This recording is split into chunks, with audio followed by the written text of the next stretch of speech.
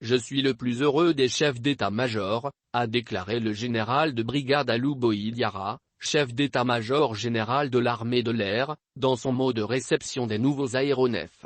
Les équipements ont été réceptionnés à la base aérienne de Sénou, dans une ambiance de fête, celle du 20 janvier, marquant le 62e anniversaire de la création de l'armée malienne.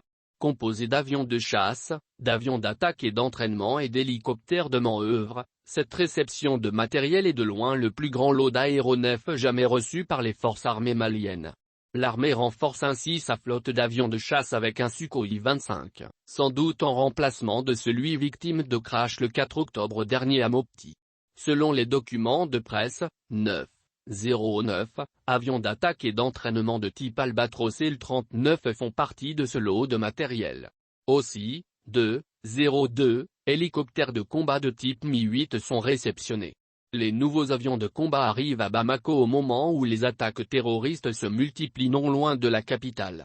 Cependant, le ministre de la Défense, le colonel Sadio Kamara, explique que la volonté de moderniser et d'équiper l'armée n'est pas uniquement liée à la crise sécuritaire, mais plutôt le souci d'assurer la sécurité de la population, qui n'est pas un luxe, mais une nécessité.